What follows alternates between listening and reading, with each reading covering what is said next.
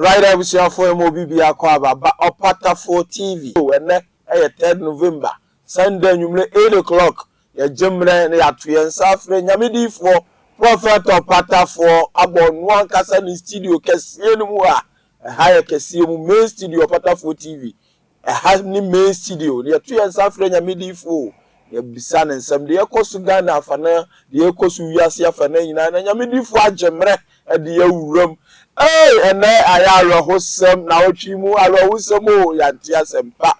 Na Samla make us say, Yamidi for a studio, ha, Yamidi for Yamoakaba. A jam Joso. Prophet Opatafuor. Yeah. Why have you? That's it. OD for Opatafuor. The Gambean way. Your manager will drop with you, say, Okutabupa. I'm managing my idea. Oh, Yamidi for baby, our dream. I'm Yana, What pims will droop? You don't change you, maybe. There be me a my dear. Pass him next now.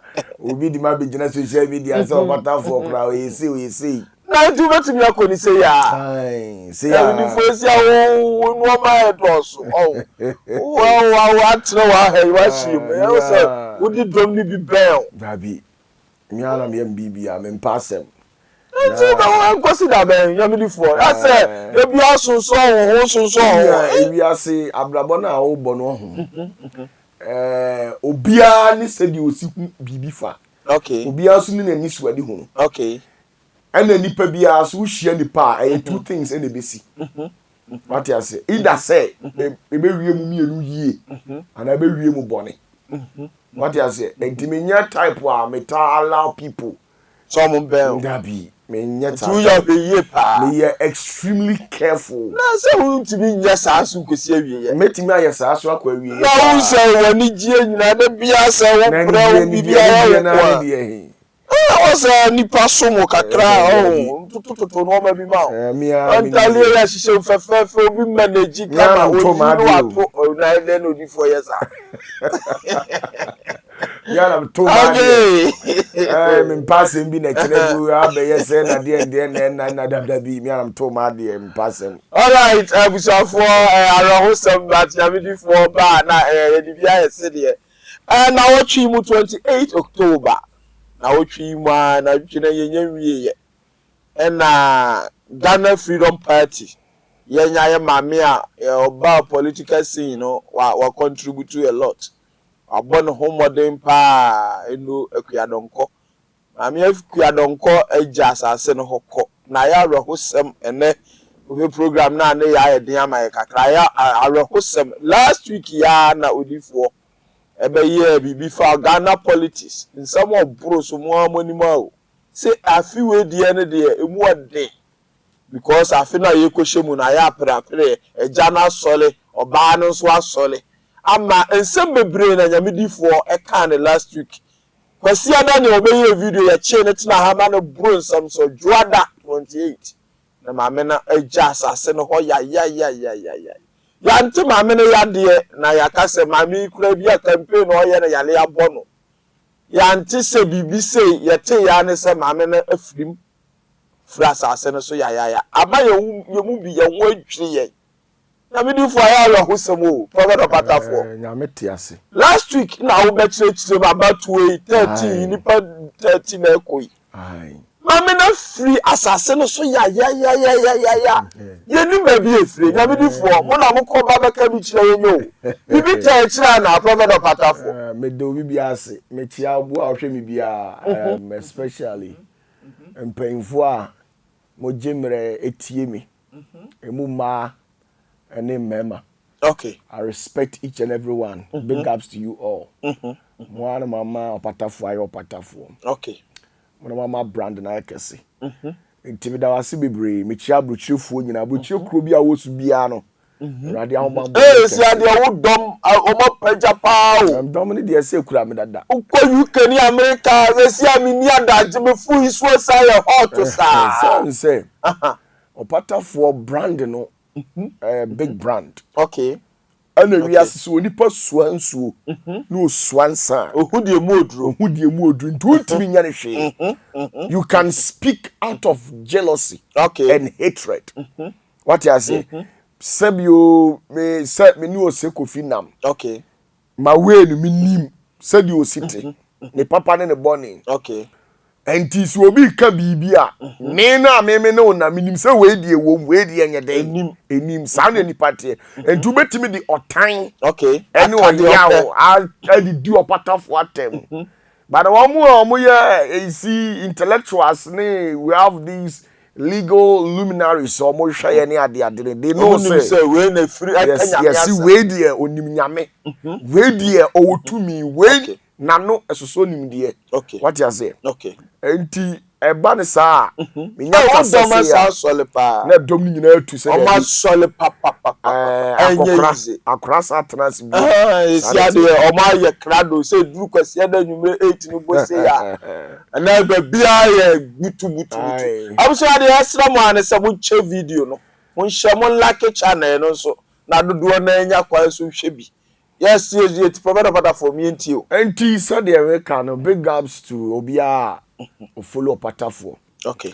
Back to question now okay. Ma me na jasase no ya kradonko de obia when she invaded into the political fraternity no she came in with that comic attitude or the joke as a joke but I feel like 4 years be also represented we show up or you be a me penasem naturally okay because anye bia or your ba so oba bitimi nya kokoduro say that me ne mema betie gina no it's not an easy job enti ba no sa na me nyina penasem but said ye beka na si owu krade a nkwantimi nyi na bosem wanyale na aka 1 month ne ye to aba ma me na nyini wanyini anye bi enti nyini na aye ne sa da bi but be say say wanyini nsa sa de nsa nyina aye ma me no but ade also omte ase life no it's all about secret and your secret is your power okay and na de wo ye no kokoa mu no ene na ma ye hu de se de wo sitie okay what you say kradonko ye obi a me before so bo se ma bie ma no kasa fa obi wo no okay me tena se spiritual things me consult to nioma me ye nioma nkasa that let me put it that way ti bibi ta kire nyamedifo errors bi wo ho one or two bi na sabio sabi yesi onipa wu antimi kana chi asambone e no ye ma me ntino why panyini until let me put it in that way so why mistakes be mu baby mistakes who say say also you're intelligent and you're smart okay let's assume say oh you're hene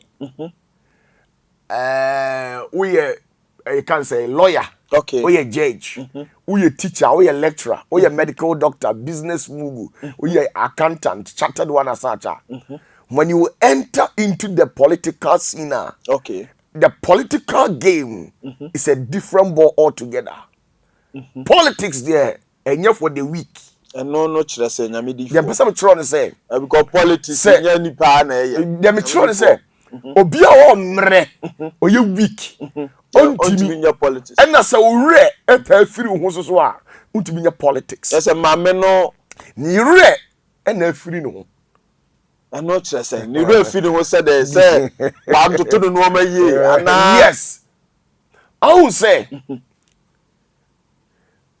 akradonko ye obi a menya me ne nam but obi a ofiri ni fie bia hwe video obeka say no kore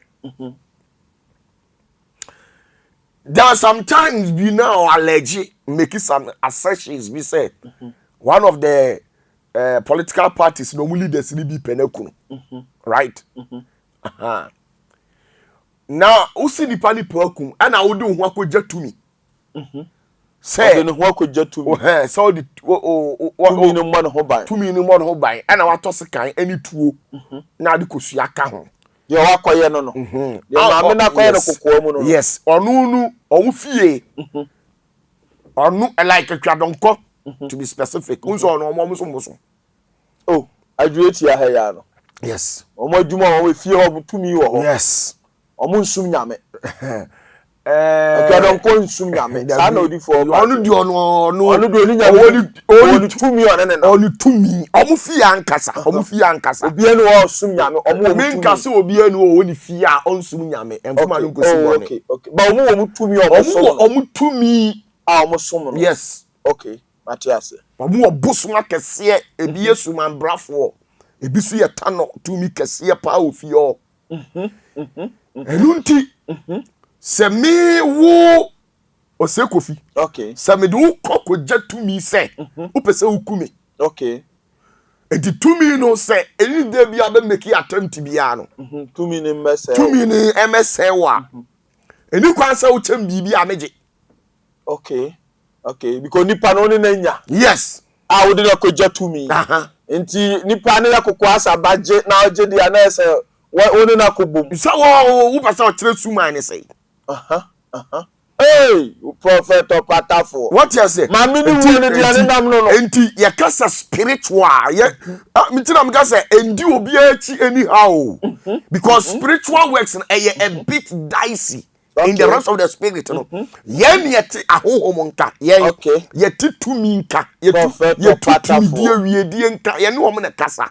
We know their tactics, their play. Mami ni de ho akoja odifo. Tienie. Mitio ho no se wo do ho akoja na awukọ yen so ubo nipa ni din jam. Sir, we personally way. Say to protect me. Whenever nipa de be ki attempt bi ya na mo strike no dead no. Na nipa na sa fa ho. Because nipa so ko consult spirit. And nipa na fa ho say no, man for me alliance with you or me affiliating himself to you into ade abro. Enti maame no enye no. Enye na akua don ko hyase yare ye no na ne yentimi mfa ma public domain. Ehihye no na bosom na bo ne dada. Onwa no bosom na bo. So wo na why mistake. I would say politics, no. Okay. It got to a point obey exhausted financially. Let's see some coffee. And you also some who say some coffee from our town for betting anyhow. What I say? When she come on the social media to rant and all kasana political party no be obia fast no man kakra no silent no. Because no one say under no circumstance will Ghana wake up one day and vote for her. She knows it. Okay. But yeah. I'm into politics. And one or the yes. Okay. Okay. And he said, who carry issues and matter a step ahead and a bit further to a spiritual entity. You have to be very careful and be calculated. Because asem no dey do spiritual. What you do until me say me no nya asem. E physical me no ni problem. Okay. Obi a me ni na nya asem bi e do physical physical. Me kura na me ha me ho.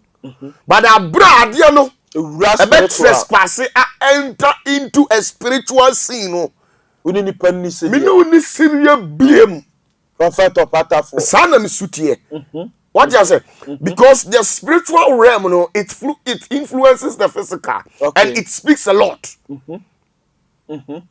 It's a me you be as a spirit bomb cram. Okay. We are day me papa kura sabi or wo me. Samini nya sam home kase ana oba ano. Ari ti no sam de no che no. Wo si owo. Oh, me papa ya we o. Unya mi tumi say we wayam from so bi say na ansere ma no. Na ku. Da bi o. Ye wade e wosere ma nipa o. Ade we a wa ye die e wose wosere ma no. Ko wo si nimpo wo say kokoko ti we. Utie, me mistake bi. Ma me tro ade. Before me sere so agunya so ama no. Me di tumi. O si tumi si kunu tu koku no. Ma me tro ade. Mami chere wade. Me di to me. It is a me papa ye bibi ade na o ye na o se mi we. Not when ya me papa. Atimi anya adwene bi so onyame obekumi. How do you need this there? It is a me papa ka so onyame obekumi anase. Me papa tiasi. Osoli a ebi okutia me. Osoli a ogunsa. Do ne nam abosom. O de me nam abosom so na de me nam tumidie bi so ko bremasia. O se me papa no me ma no ntena se what the force sana ebi obes. Ubetimi asesa bonzam. Bi onim nyame akwan. Ubetimi asesa bonzam. Bi onim nyame akwan. The biggest mistakes, listen, the biggest mistake that you Christians have ever made. Let me tell you. Once a spiritual entity becomes your enemy, that thing remains enemy forever. ontimi sanda David anka Satan necessary ye pe obi o hia Sunday school ntete ya kan wan ya Satan enkwala asay wo wi ase nyina wan ya ona asay o ema asay nyina empayinfu asay nyina ye Satan enti ho an nko se ye chini de kotena eye Sunday school aso dem ne ke ya yire ne man fa Jesus by force hey Satan. But why are we not doing that? Because even in the infinite wisdom of God, he understood time and season. He knows that once he has become corrupt, he can never change. So why? Instead of Pamon walking out of the presence. You fear will be will be bound. Now be or kutia susuma or Pamon fluent. Mimi Pamu. Na bende. Say bia me anu de baby woman me bia ukuta honhom pa was all Pamon. Mimi Pamu. But mesa until spiritual. Let's go kuno. Now until you say na kwase. Jeremiah chapter 15. Verse 1 to 3. Also said Moses. Any Samuel mpo ebegyina manimu a ono awurade na koma enku nko ho. Okay. Enu nti di ose owuo mu no onko owuo mu. Di ose no mumfa no onko no mumfa mu. Di ose ekom onko yes. Obi ohonuma until you take to yourself to punish that person. Now they also yes, and I'm just saying, and you will be ohonuma until umani have a bite of whatever that you have cooked. You do what 2 moon be also many enjoy be no or tasty be the one cooking. The evil plans now were cooking. Some man one friend now didn't say sis to say kabi said that.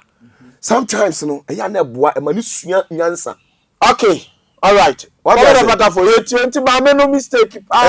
Mistakes no nanka don ko de omo fie omo musa o. Omo otumi wo ho. Omo otumi. Ana omo nkwan wa. Na fie otumi na atwa no nkwan na so. Se wo di politics spirit ni mo bia o. Na nya tumi no onye onenna na nsa nya odi ya tumi mame kiro bosom adwene woni tirim bosom bia na adwene wo fom bosom medin catch de bia na nsa wo be kan so mo de bosom bia adwene wo fom o ma corrupt ya wo se kofi ene wakwaje bosom abehye dem ena de bia utwa moja di gu bosom no so wo ka so onko kum obi ya obekum but a moment a wo bosom no be wi abosom na firi wo no onye wo de abiem busum ni kodi ni pa afro ho a oba me ho a na musum atwa moja so onkunu akunu ayi wo ama sa na busum te da nyame nya sa enti busum nyi nyame kura otimi ni watamfo ya baako nyame Israel nyankopon Jacob tumfo mono de akira mo Pentecost aso dem na anu kwasi ada nyame difo wo Jacob tumfo e ba ne yeti hye ha ya som no kama no obi afa ba bi akọba afọde ya so se media na nyame ensa ne so obi the only thing about me intervene say wo altar na wo hyase no eno so se ne nipa ne de say altar na wo hyase no enuru nipa ne de na nipa ne altar ne so se ne wa I'm telling you na me be ha me yakum go and read the Bible abra urade ka say amen from so of obi you don't need to do something before we will kill you prophet Opatafuor enya for Saudi sisi no asema mbisa ne se me hyenyunu bi ase me mfum tumi no obi tumi ko bo afode ba bi ma tumi ni yimi ma me ekume na me nkyere wade ya me difo sa na sumu nioma no wonnimu a na wotena sekeka de opɛ sa ofum tumi no ana uhia se obafum tumi anse na tumi ekume enti obi ko bo afode aso se tumi ni ma me nkyere wade tumi bia di aboade okay fa se utirim sa tumi bia di aboade enti se ukwaje bosom adini ba fie ana ukwaje tumi di ne be hye dem a okay tumi ni di aboade se duru brebi na wonya aboade mfa mana no obi firi ba bi be ya aboade de ma tumi ni be sori atia the reason why ntia Christopher bebre omo bre no is because say omo fie before say Christosum elba no na adua na abusia ye den oyoko bretuo abusia we nyinara ukosiremu a efie bia wo mo bosom wo ho ya me ka wati ase sana santimam akonya tuntum bia wo nsuo tumi a etachiri enti wo firi yafunu mu so na bae wo firi fie mu na bae na wo se wo be hu Kristo bi oni Kristo na benam oni Kristo na benam se Kristo no hu no hio nko na unim prophet of Ata wati ase enti se wo so wo hu Kristo dia fine wajai tumi na to okay unya na bo ade ma no I'm telling you say tumi ni be sori etia unless say you are so called Kristo na wo kana asem no one ne nam ye yam pasa na basemu odi obetimi agyew. Okay. What you say? Okay. Eti to me adwene da ni trimi you different from yen. Okay. What you say? To me humobro. To me bi anya humobro. Uye mistake o bebo. Se bi abosom kra no, wo de ade masuman. Okay. Wo de wonsa bankuma na otimbo. Why mistake ka bi obeka fancy. Utie spiritual ye ni mistake wo ho. Okay. Okay. Na me difo. Enti na atwa ma me no na so. Enti na me cho say sa wo ya ade a. I was so dwini kwa chiri. Akwa don ko yo bi a. Ono wo powers dada. Okay. O ni to me or o to me en omufie omu otumi. Enti wontimi nkwa akwa don ko. Obi enu obetimi akunu. Okay. Enti same. Me di to me. Obede na wakumi. Okay. The only way I betimi di akumi ni say. I say me to me no. O confirm no. I just who play hard e mo no yimi ma. Ansa no wanya. Na wanya me abon because some what gina for enti be kam you be ba so. What is it? Enti de bia say who say to me bia say a. Okay. I was say we are very careful with who need the relationship. Only to me no relationship. Who so perform to me no. So who nyet ade ma to me no. E kwan e meda ho. What you say? Enti to me dey sa na ni sutie. Woni to me na ma nipa bebre pre kwaji to me ba wo nim to me enante na to me na say ku na to me na kunu sa na me na mka kiro me na mka enyo obi na akuku no da bi onu even the se nipa bebre bi professor ma me kiro wade did always from pon cross yes ma abaye afna ya onu o ma me ses wo delay ko ye de koku ma delay yes delay na akuno ebi say president mama ebi si na nado some of these false conspiracy theories, you know, sometimes, you know, when issues like this even so omumu bi etaye kira me say before so benya akwadonko di to me o odi to me ni tetere mabotu mi mu. Okay. Opa, me say mo pa mo nko akwadonko fie ni fie fo ohwe mo beka kire. They will tell you say and correct yeah have ye di to me obi antimi nkuno. Okay. It is obi betimi a poison obi betimi akuma me na I just say to me na odi na or problem. Yes enti and na me kire say tactics de bia no. Don't use your shallow mentality to enter into politics. Okay. Because politics is a different game altogether. Politics politics one we yale refie nwuram. Entina sabe okwase anya politics. Okay. Okay. And this will enter into the fraternal world of politics. I'll say we are vigilant. Okay. Need to be active on your conscience. Yes. We are smart. And do you list mistake kitwa bia? Asema for us. Obi be capture, obi do be hanama man say. All right, obviously prophet Opatafuor asase no na sia.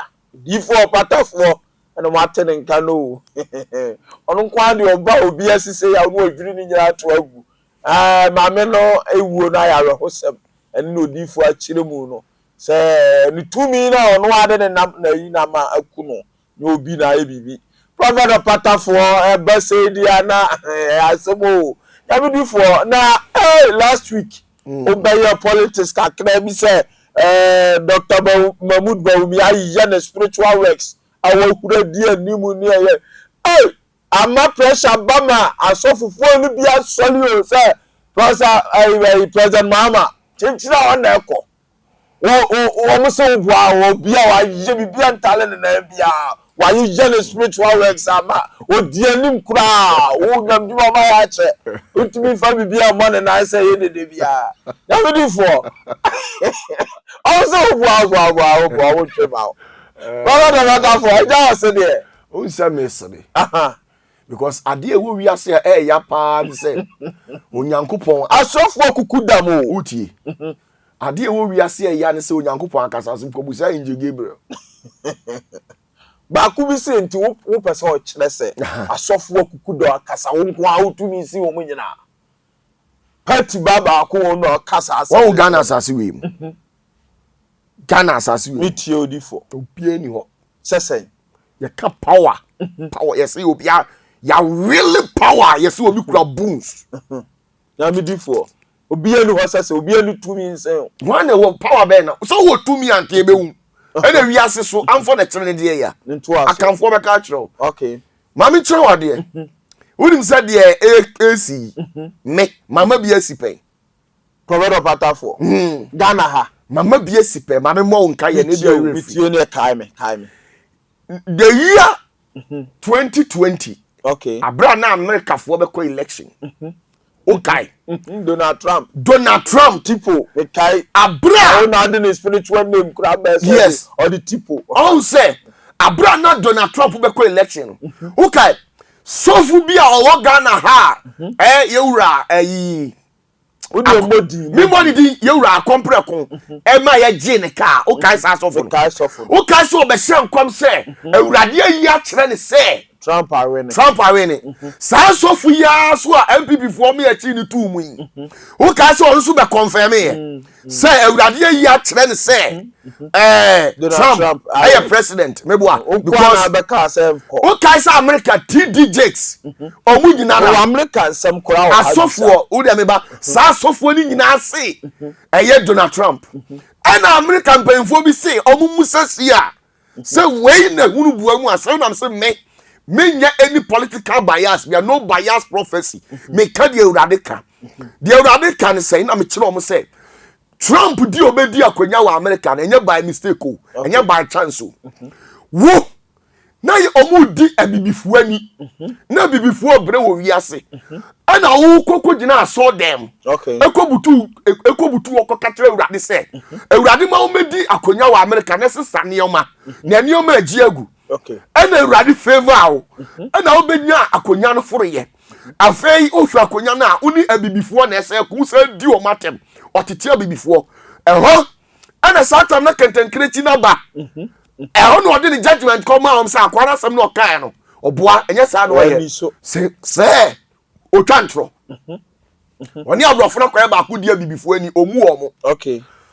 Na me catch you say because of sadia na o ma yentino. O de who Donald Trump agina atemuom. Okay.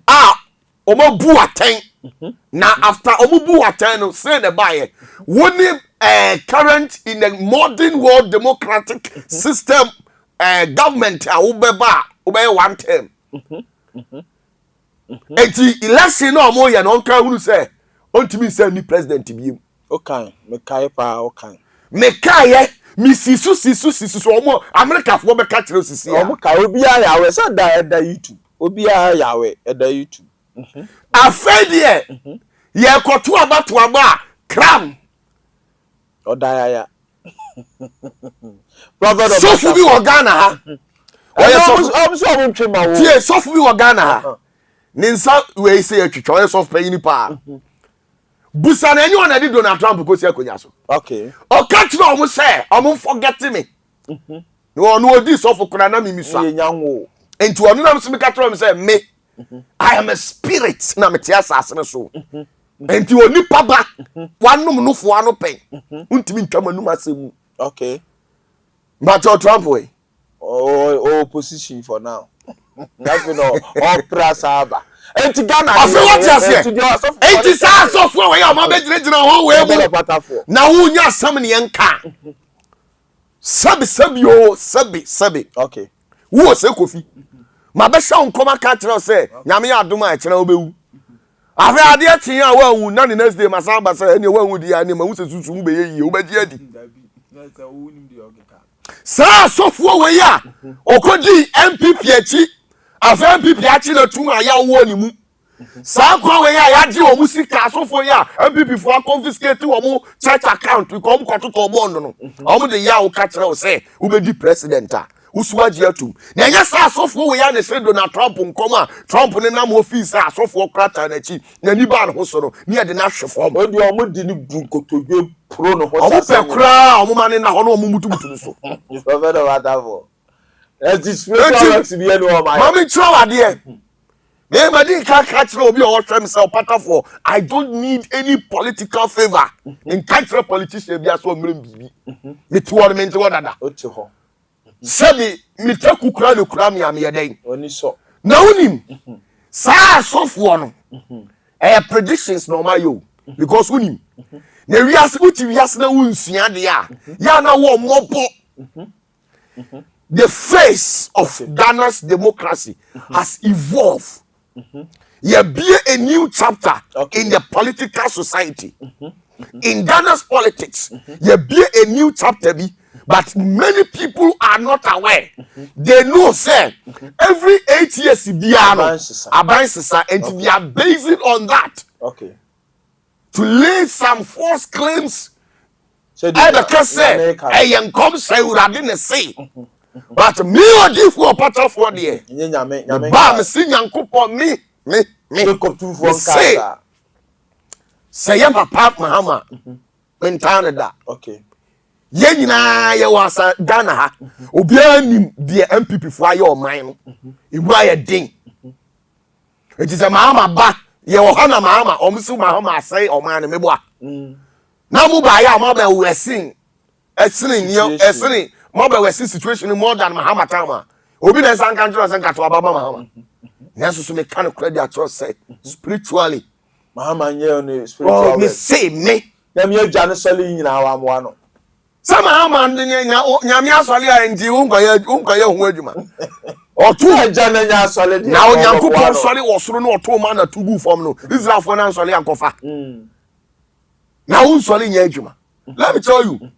When you read the book of Thomas, the secret saying of Christ. Okay. That he said to Thomas, or say when you see a child of 7 years, okay, let's see your will power at your manner, or say prostrate your face on the ground. So ya fala no to me kura to me or ya fala tio yes was mo kan no or say so ko hia kwala wanya mfie nso a na so to me a for when him put from the that for man. And in the world of spirit, you might see me as a young man. Na sunsumu na wo chen why na Ghana ha why na so wanyini che spirit. That be anyhow. Now that the intina says of we dey be osole o kan kure won hu se mi nka ntro da. O kan so ana to wo. Na why na sa so for we mu. Enti we pa o meti na spiritual works. Okay. Aden na nya no ma ye free tete. Omunya hio. Mami tro. The face of Christianity has changed. Okay. In the year 1990s, coming to 2000 to 2010, na Christosum nada enye. Those Christians as at that time, they suffered what you call mendaciloquence, trying to tell lies to look as if it's a truth. That's what we went through. That's what we experienced. Now, from 2020 coming, the face of Christianity has changed. Now, you can't, you see, the era of believing is no more. First, now also for someone. Because it was the year of believing. Whatever that he or she is saying is of the truth or not. What's good the year CCI woman 2020 year woman everybody 24 year you were an era of knowing. It is a one who is an way. It is not an era of believing. Believing. We don't believe anything. And we need to question that God you are talking about. What kind of a God are you serving? It is a Unyankupon say. Mahama Beba. Unyankupon say. Baumia Beba. Sit us down. Talk to us. Make us understand. Why in here? So I assume myself. Na sunsumu no explaining this guy and tiase. I just say we share realms no. Mahama na lead. Enti the Mahama lead. Enti also chire mu di enti na Mahama lead. After what tiase. Enti you cannot just come out and say I am seeing the rest of the spirit now Opatafuor is this and that. Osi nyame abon kokoso no ade na ko eba. na me chiro say oya kire no onyankopon sa asofo we ya some of them they can't even spell their name sa asofo we on so utie omudin a aya no mama onyankopon are very foolish because everything they tend to say no is questionable. Sometimes when you listen to them attentively, you could boldly declare it out that these people are bereft of discernment and intellectual ability. Okay, Prophet Opatafuor, you. And because of this, it renders some of their saying as an onipa unsama okano usho unsama no okana na keke waso so ubisa an intellectual curiosity Questions marks because they are vapid and insipid, no, it reflects a death of intellectual curiosity. Ni humu na nsama oka uhwe sofu na wojira puppet so ni ndiyama oye ni nsam na oka na ya na keke waso say anti we pa anti education passing through ono. It's where when under whose feet did you study? Who is your teacher? What you say? Because Obianim say unya ncheche school of mua. Umejina one thing kikaki can be just like that. And me would you see it is not, you see, power. When we talk about power, it's not about making noise. Okay. Your works. I will say show. Your works speaks a lot. Now what's our software now? Amuko good 7 years 90% of them share fake miracles from Ghana. Wow, we are aware. Okay. Go back and take the footage of that microphone. Umkogu yewura mama no. Na shaza microphone no nyamjumam. Wo ma bo pa mani pa be dia dance ese nyame say. Fake miracles ne sani o ma we nyinara. Na sa ko we asa be jira so wo shon kom na we kura no. Nya sam ne yanka wo sa wo chi tu. Because me Mrs. Sofu bien no Ghana ha. Why azanda am me buda. Okay. Okay. Because who could genuine power? Na nyame na afro wa we aza. Hwani o me koso won kran. Hwani o me koso okumase. Okay. Okay. Asori a ukwa me amu ha fill forms. Now, let's compare our Christian life and doctrines to that of Jesus Christ in the olden days, 2,200 and something years ago, and a Christo 2024 years Christo The question is, yes, you ba assassin so I know I counseling. They are so for you and so mu now then to the yen I see a Christo etia afraid the amodi amoye different. Okwa sorry me amount forms utro udin o fele forms wie na suffocatwa wa pick information no attest the ama suffer na suffer be jina ha no de be shankom awurade kasa kire me sister e fro adwo abo atema wo say ani so what you say no creative story bia the actual because we no we explain who to those people there almost information ama suffer o dia ama suffer payin dia be shankom now shesa suffer Omuko international world some koye crusader cripples ni nyina ya omuti asori na nimeboa omu nyina yisu wheelchair baako crutches baako na beye de pa na osekofi ye trust na nya analysis enyansafo na ehwe obi amfiri fie na ba obi afiri adetina na wheelchair ni nyina ay the same color crutches ni the same color ese ni nyina amu koton ba ni nyina wunia ayen hihye ho a omudi bua omudi twidom ma wo so ma ben wa kodi wo machi a na yale akum yo bodua na nya what you say okay it is some of these people no me wo bi a hwesofo a sa sofo yi a onabu Kennedy Japan bona ti mo omudi ni kai wo be shankom sa shankom tro sa shankom tro Donald Trump kura lusu yen cross share mu he dey see was still obesa tell him see that probably pa why you very foolish on really okay na say ni pa we have na say sunsun we ask me who say o somebody koboko boneti because I damn to me na tinimu all right I will see a Prophet Opatafuor asase ado na nsia odifo Opatafuor na matene ka de dru kwase na nwumre 8 o'clock say ya jimre oni ato yen safre nyamedifo wabie nsɛm amrɛ amaye Ghana sofo na nyamedifo ene o manya ne samri no sesi America sɛ prophet Opatafuor atrase nyamedifo yankɔ America o kasa wo di America sɛ baamu kakra na ɛyɛ wase yɛkɔ because 5th November ya to about America bontre sesi asamre tipo Donald Trump o sanji na konwa back ana sani emre bi uka ese ayeka ya packing on sa toa so Prophet Opatafuor America ba minim sa America for obi ayekra do tie de obeka 5th November ya yekoto aba Prophet Opatafuor America ba do hwemma yen se na esi ko na mpacho Donald Trump why yes spiritual works na ndi esa wo na obehu na akosusu mo onyawe wutie who competition na wo kon okay obi fulfill prophecy and who prophecy no so no wa say wo nkomhye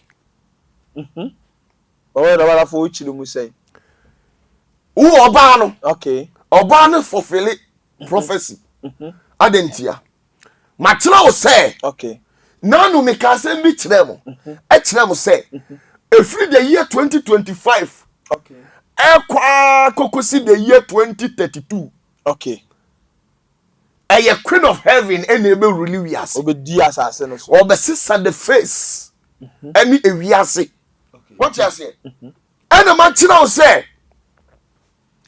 sa oba no wojina homa queen of heaven America by president oba no and who Donald Trump no na who ka waja wakojina Jacob Tumfo nanim and I wona akojina Jacob Tumfo nanim na wo asa ye mistake am Jacob Tumfo na hu say wo kra no kokoko unye serious oh Samu because assignment ni mission or the ma wo no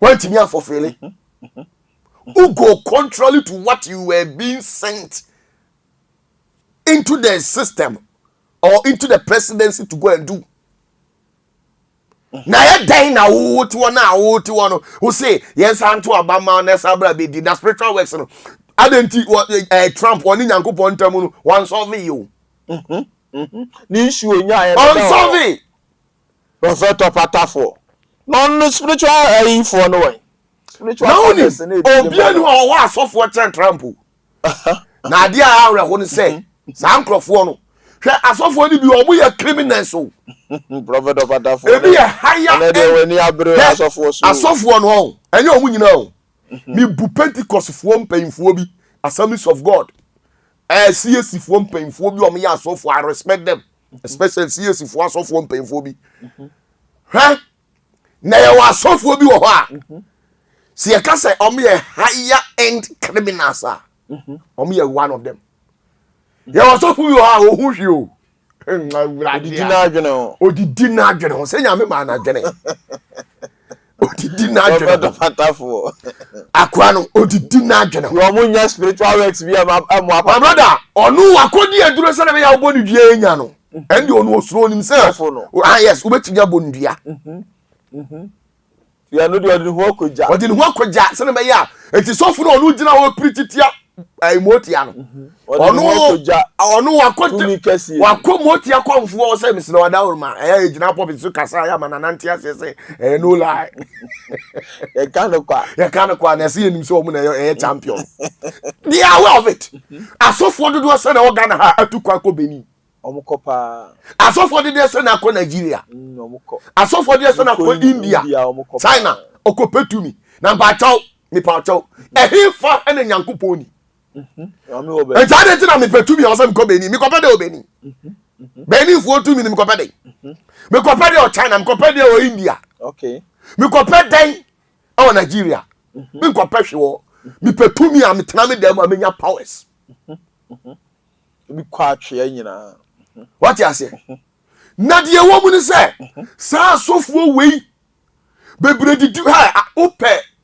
nkrofo mo sei ni papa wasase we so a e asofo nyame difo omo ti nyame fie de kro ye ne pepe eya busa hu se die ntine Yesu hwe di o se mesra se afira so fia o se o bo obeba ne se de ya awe na ade no obesa ase afiri hin na so le fi na de nti no nkofa abonten nya abonten na nka se be yase kro na abonten ho na kunsun ayaka dwamamo abosomsum ne nsa gonya ho na wo ade nti no se ho de me nsa ase afiri me sa ase afiri aso fie ye bodam free good ade nti ya na fie tumi no e papa akwatra mo abodam dabi Yesu kura nim se hwe ade a mi eya na ni pantemase even Jesus, when you read the Bible carefully, why more any din kwankwansa for Yesu a Christopher na so for why more Pharisee for no enya Pharisee uboa eya so for read it carefully eya so for painful me say eya so for painful read the Bible metima biblical quotations what you say enti sankrofo we no omomku Yesu no omuna nanom na da so te ase yo ya so fufu kuku dan wo yi no tetefo na na omu carry omu DNA omu jeans and omu de to enti ya unim say ya sofo a o man $2,000 at once no hu bibi sika ma dia wo dabi ya wo sofo a o chane $10,000 o di sika no ma hu se bibi asi meboa omo pa na de ti na ho de e so bi ma bibi ansa na bibi asi adentia omu no omu didi omu adwene ho obetare ho no aye saase oboa wo wani baba wo so omu adi nkukra wunim de ntia de Ghana skafo obi ankwa asori asofo na di omu hwamo no omu tua tight akese sika akese na bi wo companies akese omu didi asofo na tiafo o behuru se sa asofo no kura no ye criminals chain eye armed robbers ejina street so omu nye sunsun nyuma na mo onye himfa ma omu no omu believe say we powerful na udi na chi amane na wa perform u be sre no wadi yes kafo ni gidi omu eti de sika na wakobo brenya sabi sika ni bi na onye $200,000 o se wo no ti okwa ana obe gidi sofo because onim say asofo ni bi onu kura sofo no adwan akope ba bia bo no ho ban tade ti no onu sikani na oso wotena ho but under normal circumstances because sofo bi ejina ma wan ya nya urade na tumi bi susina urade na ade ti na osan ki edwan obi dwane toa wa onu ni enya na bo no etinya ensam ni nyina na sa sofo we o mbejira ho keka e wo se wuti o Trump nya spiritual works no oh ayen 5th ayini 5th November ya to aba now how the way o masi ayen no na 3rd November just 2 days. What you say? On the way, almost I know. On the my Trump. On so spiritual, my born at the Joe.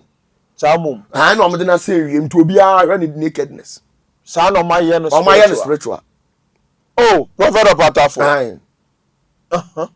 I did that soft one to me go in Shanata. So for me to be for so long. Oh, yes, you Trump, wouldn't the soft paying bar? That be a friend TDJs. O America ho na TDJs you betime si nyame anim ado onim nyame na onim nyame okay no yes wa hwe ase anu wako join society hey Prophet Opatafuor so fanyi pa o me nya obi a misuro obi a o na me di for yeti o me see TDJs okay na I clean but somewhere along his ministry no but backslide and wako Johnny ekuo bi or Johnny kuo no and the money instructions okay and etie enti ono oma initiated into a society bi sa society na oma initiated no okay e ho na Jay-Z mo hwehwe e ho na PDD so for panyini no me Opatafuor say me twantro da Prophet Opatafuor e ho na Puff Daddy PDD what dey say to ni pa PDD na omo chi ni nansan e ho na TDJ se enkwasi asemu a PDD aye nyina no is part of it na sa ni pa we be gina o se nyame se a wo so wagi adi it was steady a omo onso omo preaching ti abone da bi onso omo ka bone ani da bi omo motivational speaker yan show bi kura ho so we penya wo adentia ontimi nka no kura nkyerɛw because no society na ono wo mu no wa fole okay na wo say nipa we ka asem a wo gini di enti me just a sabi o sabi Trump emunya I just say oh na ade a friends nyankopɔ de sa woni ni nyansam ne wanku a ɔde acha okra ya nimguase sa na papa na ɔte papa na so be good man anim ase na hwan ne yanku na anim ase kyerɛ Trump ɛwɔ America abɔnten so America fo na ehwɛ yin president bia ni hɔ a wɔba asase we so a yanku na anim ase asɛn ni din anka ya wo ya ase na nado oni ne yɛpɛ right now we see how oni na nado yɛpɛ ana matene nkaro edru kwase de yumre say dia odifo jimro America 5th November omo kwoto aba ehun ntete ho kakna no odifo de atudwa no yesi ade mu edin odifo de okay de na say oba ni na take lead o oba ni di nanim enti say e bia ade e beche e na obeye spiritual works na wasra na awurade ma na tale foforo ahye na nanim abanyam de a na sisi anu de I can boldly say too late because what now Trump omagu nanim asi o and the anu gas and the also send image nyina almost say Trump image ama nioma on kan krom so aye de na wunim say the aye hu sisi a asaye sere wunim say in the history of America's democracy Trump na di bibia ba ho sisi a esere wunim de dia wunim say Elon Musk osikani Elon Musk asori agina say osori anu afro baji $1 million na koto abama no koto abama ho Trump sisi a ochiche $1 million each say Trump bearing so beje and so still emfa oh unia ena me ma uti ase say sisi politics no atra say asesao beji ska betoma listen no the face of politics as what a change sent you are evolved to a different dimension. Okay. And you need to upgrade yourselves to fix yourself in the system. And yes, sir, you be US in chain. Martina Wama, you be a friend of Drew Pempenso, Elon Musk. Assolia Gina. Or the Otusika film. Maybe so, it's on the internet, check it.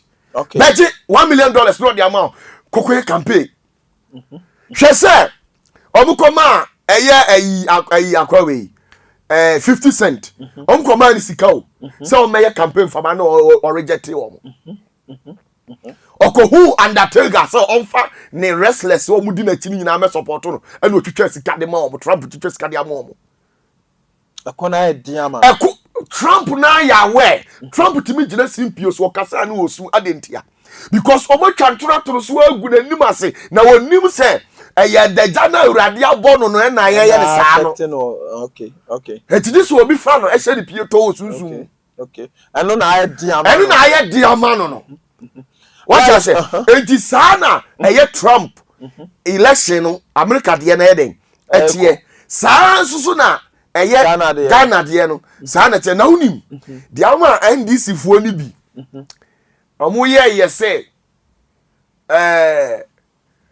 enti omo assume say election we de omo win ni easy unim de dia mama nchire mama NDC fo nkrofo bi omhwe mama nchire om hade bi enti ma underestimate ba umia okay akwa dangerous tino me katwe ra ma say na dawro ma so person o sa be dia banwane dia onye sunsum nyuma on Kenya no ka onye sunsum nyuma na sisia me ne o kasa eye November 3rd yi de ba umia lead 20%. Okay, abusia nyamidi for prophet Opatafuor no Martin nka no duru kwase da nwumre sei dia ye jimro na abisa nyamidi for nsam politics nsam wa na ye nam no last week oboburu bi so a na nenso ode kakra awura mu amaye no nyamidi for last week ye kai se obeka se cheddar ode ene ye yada no because young man awenye sika ni so ni hunu nsam a ode ba no enka etosumu pa ba wo si aka no 6 bia wanya otimi mediga na konwa da chada pa so yada na efisi e fa bagbo o wura si akono ya bi dufo sa asem se no wabeka wo so ni onim se o ka asem eja tuato na ye wo hweyeye asa de na the political career wo ya ma na eja na dum ma me nchire wade bi hwe sabe omo hwe ye yi NDC fuo wo mu MPP fo. Okay. Media area se sabi. Okoto so obi kasa. Enkabi. Okay. Tina sidi na fa won sase. Esumu ano. Na tie de o. Na tie de nipa ne ka no wi a. No watase ne sabe se paliko ni aha ye tase ne de ya. Benyansafo enyina wona kasa oh Opatafuor who are you that be you oh yes sir. Obi atu wa obehu se wadwiri mu ye dey. Asema America no. Mami da analysis kitwa bi. Okay. Enfantrete spiritually they will show but assassin engine into mu. So person be president. Spiritually there. Mechanical last so person be president. But physical no onyuma bi ya. Physical no onyuma eniyoma mako 3. And the spiritual so 3 e kan we say 6 e wo so ye. Now tie ni ye. Okay. Meye analysis kitwa bi dia kire omo hwe ne wo awote a. Okay. Sa dia meka afa cheda hu. Omo nya analysis. Sa me bo omo ka kire se dia o kan de nyansa bi anim. Ye tie odi for. Now, the face of Ghana's politics has changed. And one thing that you need to understand is say, most people are practicing politics. They are doing politics, but yet they have not yet come to understood what politics is all about. Okay.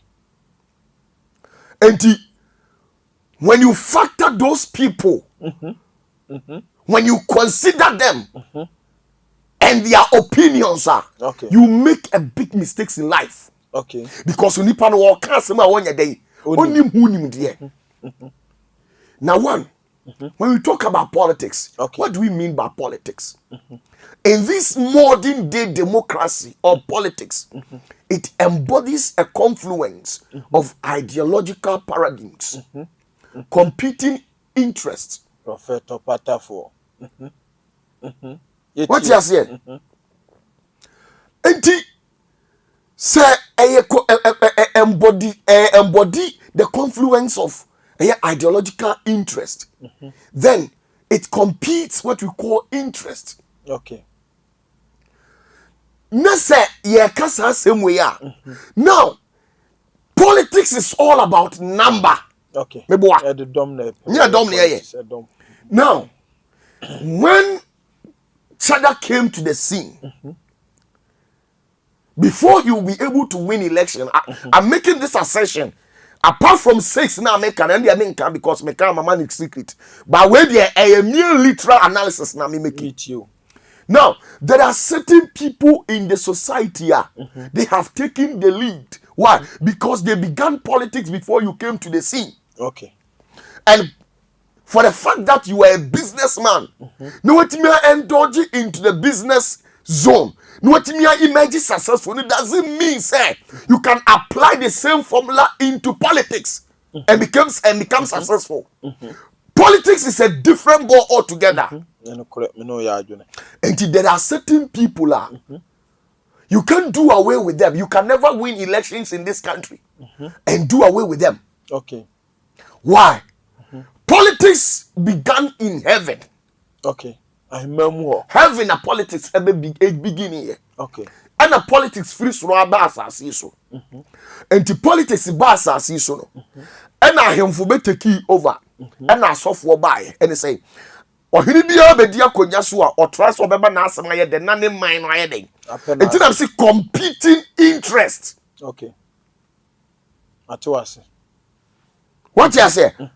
It embodies a confluence of ideological paradigms and competing interest. It will competing interest, you know. Ahemfu na edom di omachi. Oyi ahemfu firi ho a asofo and edom ekura wo currently. Nya asofo. Na obi a wo se wo pe president yedi. And na clergy no ntimi nko omo ho. Abromusi na ekura dom. Okay. And in the field of politics, you don't bring your belief system in there. Okay. Unka say sofu we die. Oh yes, on free nyame. Yes, one ya papa. Yes, what he say. Nti we twa sofu. And nti me twa sofu abo. Da bi o. Ma me nkyere wo ade bi. Okay. Baumia is a Muslim. Okay. And the Islamic doctrines tells us say Jesus Christ as we Christians, we believe he's a savior and the only begotten son of what? God. But in the Islamic world, Jesus is never recognized as a savior. He's been recognized as a prophet. They equate Jesus to Muhammad. That is their belief system. So, by Baumia defying that doctrine and coming to Christians to confess Christ is an error. But do you know something? Baumia, as he stands now, is a politician. And he knows very well, say, in the field of politics, we don't bring what you call belief system over here. Okay. And to when him say, in this country, Ghana, it is the Christian country or my Ghana. A Christopher is president. There be men Christopher do support Aquata Christopher. If you say a Christopher does here, a sing Christopher. And to Baumia who nyansa, and who say, Sir Christopher is sitting to a dear. Let me go to them irrespective of my belief because me a cramoni. Now, so my family Christopher believe on Tonchain. Now, me ko country Christopher say, meaning perfect say yes, Onyaden kwa. Onim say Onyaden kwa. Onim because Nkramo yes. Ni chire no. Onim say yes, you a prophet. But okokano ha onya vote. That is what you call politics. Okay. What I say? Christopher confessed. Sometimes, if you want to win a fool, you have to act like a fool. When you go to a world that is full of fools, when you go there as an intelligent person, will be a few that.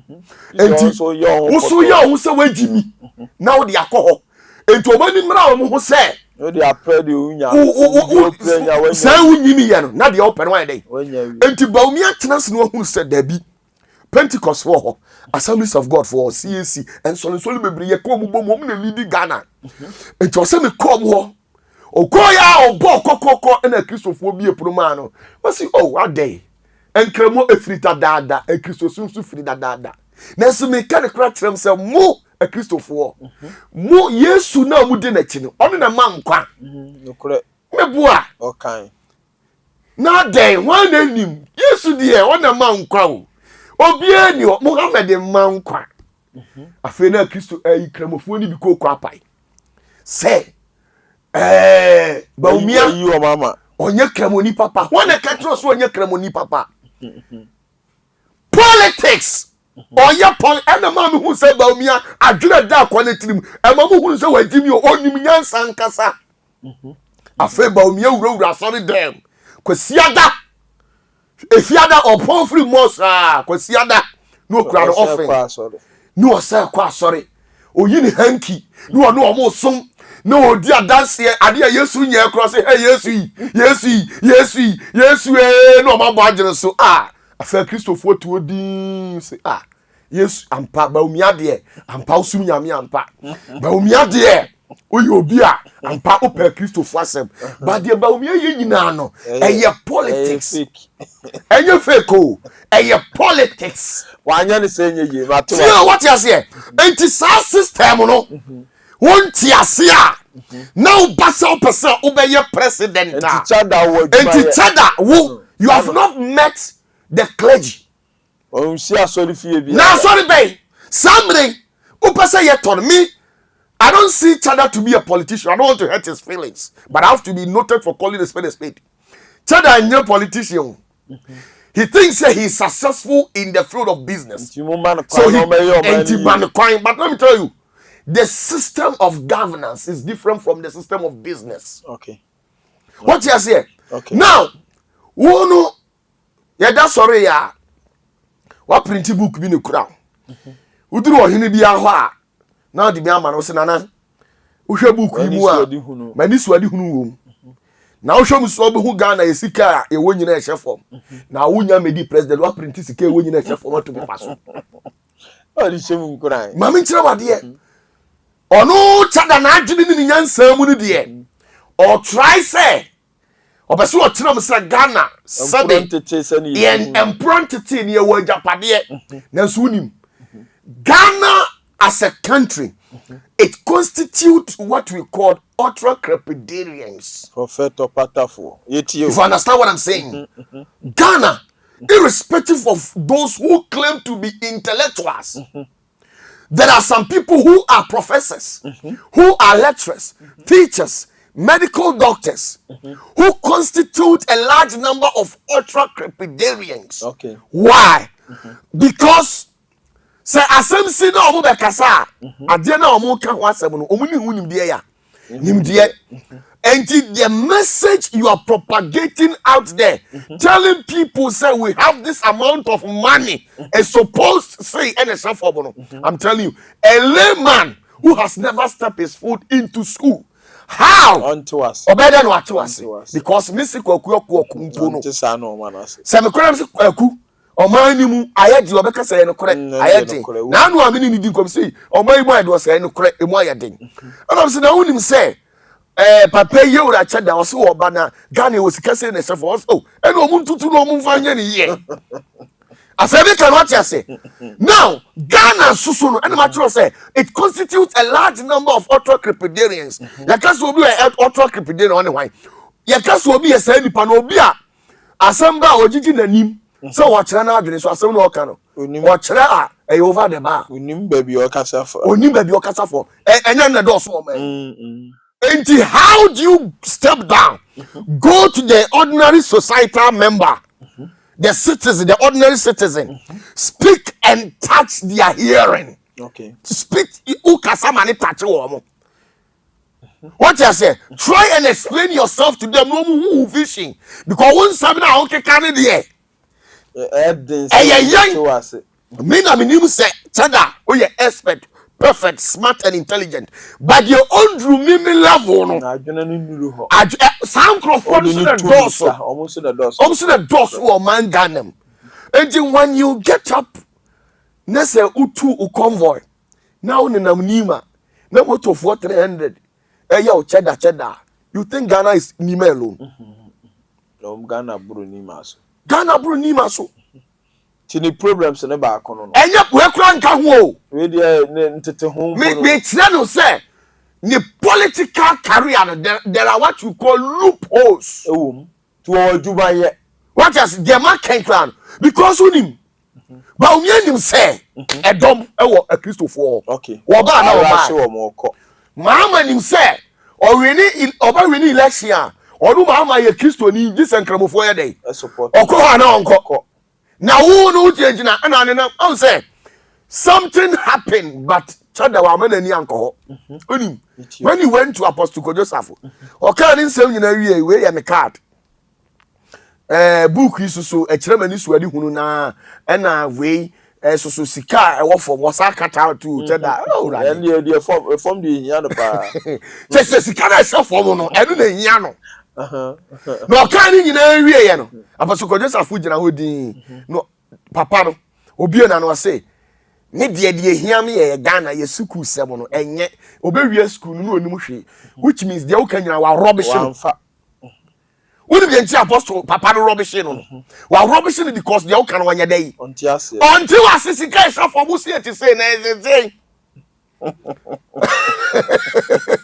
brother Opatafuor enti said that person your politics ama ye mubi onkomra biem na the presidency no the seat is bigger than him okay as it stands now when you put on a weighing scale and weighs him the presidency no and kananka de be fit the pa talia be fit say and ka onko as a parliamentary candidate and independent onko study nioma our parliament mani nya ni say wonim Ghana Ghana sase I'm telling you every 2 seconds biya no esesa dia gwa sase no be you are me so every 2 seconds biya no esesa I was say now omo ye old politicians omo gaining grounds who experience no obi enu ha wo follow who the young guys na me pa cho sabi so ukoji obi baba ware na nsu manya okay now ye bema na wase bema tiase a wana wase uko kanu tre no ko bo asebe ma no asebe ma ba ne on de betimi atro say aso we de wadawro ma o ma me sa na ote me boa now one more gaining experience our ground omo bibia no obi eri wa follow and you think you have money you so you can pull through you don't need the support of anyone. I'm telling you even in the year 2008 I was say onye good message the entana no kura de now one dey to ase obani namwa uko hini bia wa ye was sikasa asase na sama tro book na se ya kai oduru ba bia sikasa asase na se ya ma tro book na se ya let me tell you Canada na hu ni sa no eburu sa every 2 minutes bia no ba sisa na kufu ado ni namu na de wa na juma wie 2 minutes bia no na do mahama ye dey 2 minutes bia no ba umia ni namu and just one hunu no one studying from this a perspective point of view now think say MPP for edi o man hwamo because o matete o man NDC for so edi o man hwamo and let me come na me ba o juma me say oh na you can sing tada ye we no okay 18% spiritual oh say 18% yani ni mo ade so wo ko 100 ni mo o juma ye pa enti nanka wo say okokro parliamentary seat be as an independent no study no only 4 years who Ghana politics na ni so no study nioma now obeba be catch them say na onim how many years am dey study but wo action ni ade a wa ye kura kire say who study wo lacking nioma now be the president abra edom no ntimi nko mo nche edom no ntimi nko mo nche all right what you say enti the face of Ghana politics as it stands in 20 you see politics is not about say I feel say me wonim de enti betimi aboa o man no we are not in a military regime where obetimi ayeku abetu nipa ne so mpena now a lot of things listen we there ye way a democracy okay na democracy ni so no ye di edom na ye democracy no correct enti say ye di edom na ye democracy dia eni ye say open power obi a wo dom bia no so wo gini dio wo gini ndio wo sheda ko wo de hu ko twitwi no wo ni di nkomo wo ni ti wo nyina wo na onim sa ko we bi dwa no nanso so ye drum dia wo se pretend na ande wo moti wo enti be so chem se baumia osuano wan ko makranta okoi na okro eye makranta no ya nkyere no ensamfa eye anabi isa eye yesu na fa na adu danger zone a wa babon tra be confess Christo at once and then Pentecost for to college na ogina ho ene no kure asofu akese e wo dom wo mamu onko omo 31st bia oginam den na mbacho wunim enipa that single move aba umia ye no wasese o ma adwene amo ma bedi na chi ana wu ni nam uduru ohini bi ho a ohini bia ho a no ma nana sketch akonya na sidie okay abusia baba bata for papa yi so ka ho ma me nya abutre ma mi wie ma me wie ni ntam ma me na enti chada de me trans na me hwani say ya no masere if we say be de ama no the all kika no obebre he has a long way to go okay na enam ka tell say omo mu di na chi no bebre into politics as you ana mu ye no yodium no okọ no oshifu tugu no oshitu na e bia me hu say o ton ho next 4 years kwa onya Prophet of Opatafuor di o si won tontun no ma yi no dabi o next 12 obenya next 4 years onya this next another year na bacho cheda buy na obuy no okay what we call reputation and works count in politics enti cheda ne factor baako ni nyuma ne say nsa fe no oba enti na me kire o say akonya no Senanado aye president a yenim ni frɛ dia kumpra kumre so na papa ko fo mo dabi o yenim nanado kumpra ko meboa good yenim baumia from vice presidency meboa ko supreme court nyina good now once we call him exactly no oba enu tina me kire nse man panyina ko nyane de eso sene no na mom no MPB dia enka onkope MPB wo pesua bi so na odi wi a who system who system na who say we or dom or some kwaje ne dom or some kwaje we dom or some kwaje we dom or some kwaje we dom or some kwaje we dom na meji wo nyina dom no wi a fe ma who say mi mu ayeden ayedu na watimi aye bibi wo pesua ne so wo na ya hu say ya hu say uko kan ubo ba obi asam so sisi a o say onu na implement digitalization meboa no na eka papa yi ba ku a miami nuen na po uko kan o say education sector on the free o say o sa ko energy sector meboa doom so na be breaking o say on the breaking doom so meboa the free SHS o say the free SHS aba meboa nya asema na po kan no enti answer wo kasa onya bibi ka na dia ya ma rawo so ubusa cheda na o jina ho say the safi no aba na bo tire ubusa cheda na o jina ho say hwedan ya wasiasi Oxford Street na me Oxford Street dan na wasi no mi nya so fa so be say wo kire say wo ye bibi wo Ghana ha dabi o die wa yesi Ghana ha na enye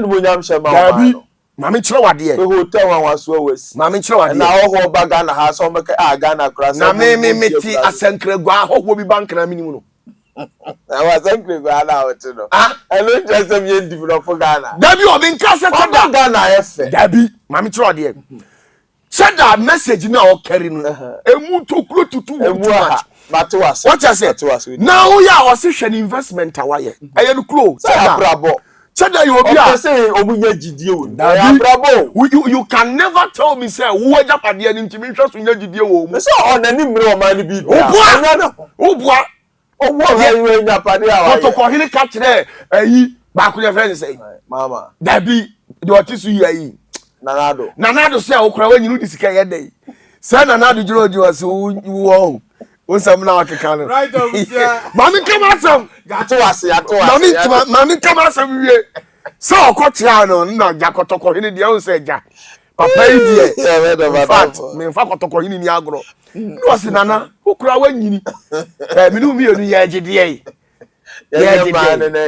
manu na ye ma ya wo mo ti oka na nana gina so hwe odi mami nkoduru so na miduru nkran ya me the Bank of Ghana boko kuti mi fie na masa ba kumase na masa ba fa Ghana kumase de dia kosi mi fie enti se politician bia be gina wo se ono wa bobra ohia obi asika oye torofo right what you say enti that thing out or did a japade e kire no eye wo japade eye business. Let me tell you, until today, on the 3rd of November 2024, even if, listen, that word, even if Aligo Dangote, the most successful businessman in Africa, if he thinks, say, he is successful in the field of business, so he can contest for presidency and he can rule a nation, it's total lies. Because a lot constitute ruling. Okay. What you say? Okay. Ente eye wuwu nyuma. Me. Opatafuor me ti kumase no. Cheda dan no fa so be na me afiri so. Se de me ka otemase ya. Eye obi a wa gobra. E dan na wasi no hia ni timi kom. Dabi. Be do wa be 6,000 Ghana cedis. Hotel honde no boarding kama. Na de o ti kro bi e fe na prebedi, ono prepre no adi. Onya so fa so. Nemom se cheda kodi eye MPB na nyame ya adom na osi school dan a afi obetena se o se monhwe ibedi MP kura keke school amaye dey Messi okay Messi ICT lab ultra modern way Messi hospital way Messi way afi ye hu se hospital dey anya bia no se me yare ohia ni metima aye dey Alcohol na nya wo dan wo hotels awasi a ohia ni kura fa animu akrama pono. Okay. Right abusia for kwambedi akọ cheda na onyamidi for abie ne sam so kakra no. Prophet Opatafuor hwewe nso maye papa yi de on de okeka se kwambedi akọ ntimi nye bi wo ye ni nyina bi o. Wa ko MP, wa babe minister, industry minister of industry, wa bie companies at tesia be sin na ban ye kufu ado aban. Wa hese ka akra ye bi wo Ghana ha. Anso ya wakọ pre-election echi last week ya ba se nkoye onyina ye kra na de won sika no ama ye mu bi aboto because the nyuma de kanyuma Mr. Alan Koyo Chromatic wo nyuma ye betimi akase wa be ye bi wo Ghana politics enti wono so the chances say na city Prophet Opatafuor say Alan de oyo bi a oya me de frame 1,000 times me respect no. What poor Juma? Allah you be or too good. Me penasem natural. Also obi o ha. Ushia na penasem. Okay. Nti me penasem way back. Ama na oji Alan cash no. 208 na me penasem. When na do me onu die na me po masem pa yie. Okay. Extremely. Now the ohoni. Alan sell exit from MPP mu no. And a lot of mistakes. Okay. And the political career and say on it chadam you know loopholes ewom. Ni nyuma ni nyina yentimi consider. Ni nyuma no say enye nyuma nko a ne kasama o. Okwa asofo ho okwa. Ai and me tell say enye enyuma nko a ne kasama o politics no. Me say politics, it embodies a confluence of ideological paradigm, competing interests, and the dialectical interplay of authority and subordination. Okay. This is what politics embodies. Now, Abra media means support no so what ekuo. Ekuo no the party now at no only also. Ufi senka MPP ni no come back to your party no MPP for no omra yem party na also mu di na ni dem omra yem party na is how MPP ni ana oh say Ghana enye Ghana party Ghana party it omra yem party na okay MPP party NDC no be na bi omra yem party no NDC no be ba omra yem party no ye beje no obeba NDC mu ebe nti wo betu ne fo se onkope either NDC and MPP njone on join ku dan so no abegyina bra so obeti ku dia eno onka hunu se ontimi ndi president Prophet Opatafuor oh mami tu person kire se MPP ni NDC nko na bedu o ma ne so mami kire wade mami kire wade tu bi mama obi bedu o ma ne mami kire wade me yodi hufu mitie o na me nkasa keke mitie odi for me ye cha the analysis kitu e so se lupos wo no me sha se me ye papa Alan ehu analysis a okra rebeko etio jamidi for me nye amitie o mama omre no ye dum aso bato de my minutes analysis no Alan free eye MPP kuo mu no wakote no ho okay onka hunu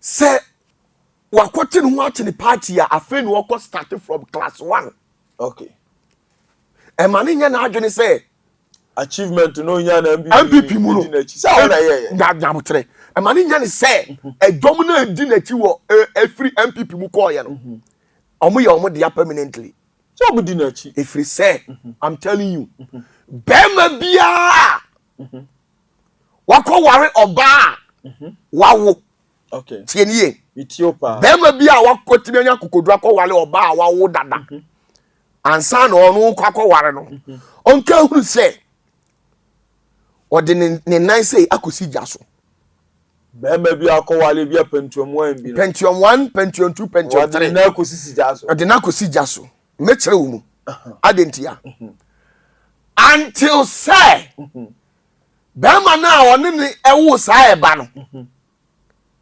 wawu oni full access to the network so no obi awo no magaya na wo kofa oba na di one no wo ba no any time bi otimi ba oba no mami chiro until so be steady ma. I just minkasa ma nyina net sa. Mama tell o de minkasa ma nyina net sa. Nemom de atia de say. Mama tell o de women don't defend women. Now women they respond to their feelings. Okay.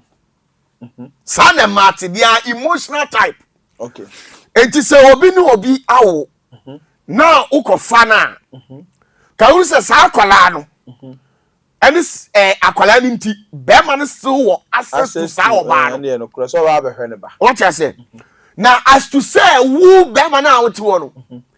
So be je sika akwa wieye atimi akrokro ba na akosi wieye no. Enso ye adwuma foforo. Enso ye adwuma foforo nti una sigam. Okay. Se me ehianti na me ne oba ni jaaye mintimi hwa me banti. Na nyame ya madom na me ko obo ase kotu galam sei. Na me sika ba. Na me sika na me ba.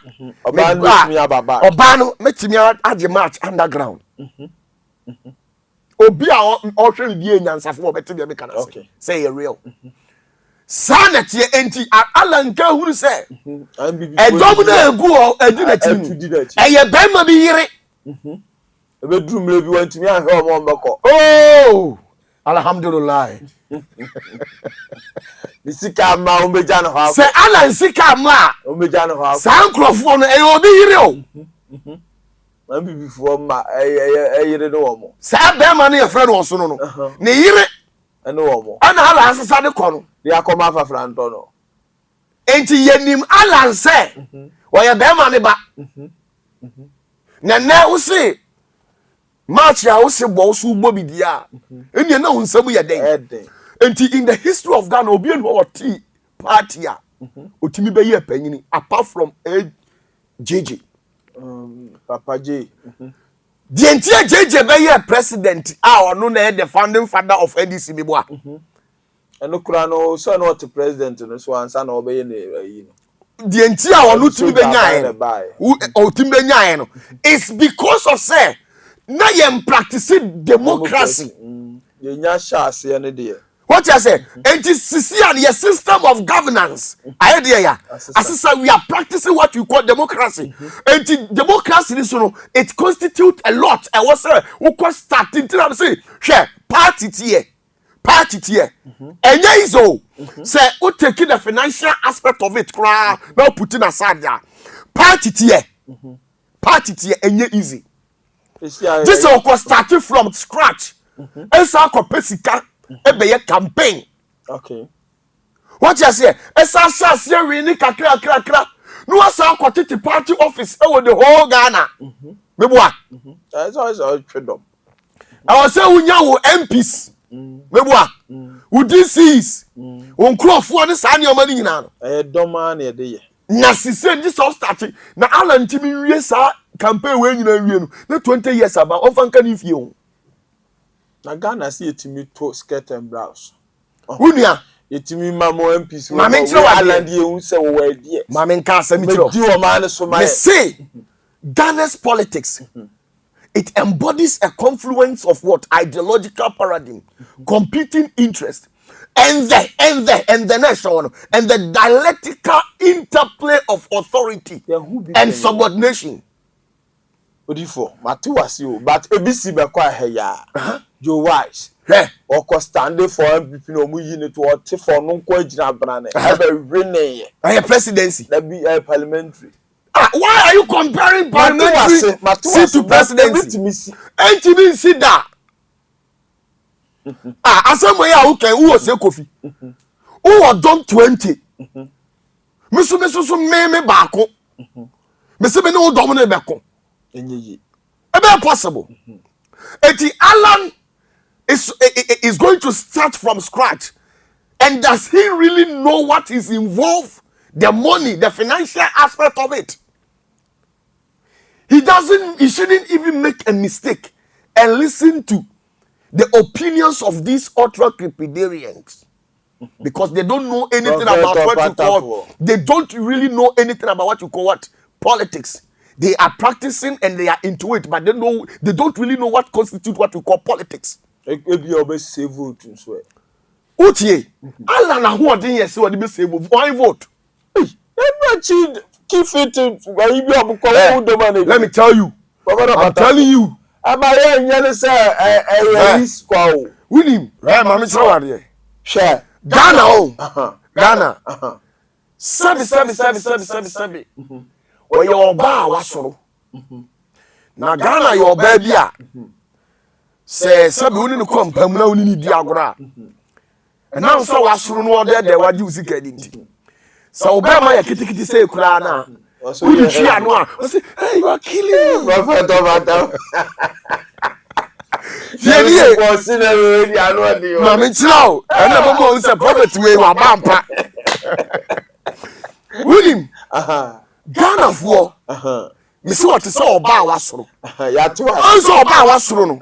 Or Pessica Jeffrey one. Obed the Nanon. Who said, who did you come, Pamua? Who did you look at you? Who could it be? Baby, you are killing me. Oh, until that, Pessica Magic. And you all who we are. I also heard you, Mamma. And so, banana and him sounding come, Pamua. Be the Alan Crawford. And Tigana, who was a car. No, my head, no, Mamma, bio. Oh, we just carry we are. Oh, my Jana and Crawford, let's in now. I will free him. MPP. Talk about home. Share. My mother. Share and no. Mature say authority. You can say authority. Even money plays a major role in Ghana's politics. Sika buy no di feed you omo. MPP. You can say NDC. NDC a political party. A party ketwa. But bibusa NDC ko opposition mu ayede ana mu nyedin. Adentia. Omo krampo na omo gurus. Ahoy fo empayinfo meboa. Hwe NDC fo empayinfo wa brochire. NDC for paying for a Ghana. Sa party akese we o madi o man so pe from Rollins time. Baba Professor Bill Sesa Baba Yewura Mahama time mpo. And then even founding their political campaigns to crown ya dia ma wo mo. Enti nioma bi wo ha. Me to na amasua de yi ni de. Ba kunie. One. Ni logo no crown, there's a problem with it. Afafrantono nanya fe. Now, a logo is an emblem of excellence. It transcends mere aesthetics. Prophet Opatafuor. Every logo of any organization or all the political parties symbolizes the philosophical underpinnings of that political party. Now, wala logo. What's Afafranto? Na Afafranto no ye bad omen. Afafranto. Tieni yo. Afafranto e bad omen. A bad omen. Who body Afafranto ayenese? Good. No for down. Mami nchwa die. NDC is coming with an eagle who is sitting on top of a tree. Call the anything the shit yes. Eye chini yo. And chini ya. NDC we eye chini yo. Bebe. Eye dua. Sa odi ko sa kodie si chiriya so da kodie o si hin edua so enti dua ni gina ho ma Ghana manya na kodie si ni so oni ma me ka kire o enti ya ni chiriya enye chiriya da obi o ka to say this we ni mo akra nim say chiriya hia no onim me na me nim spiritual ade na me nim me nim dia oye ya ansa na party ni edua eye dua na kodie si so what you say? Ni simple edua na kodie si so.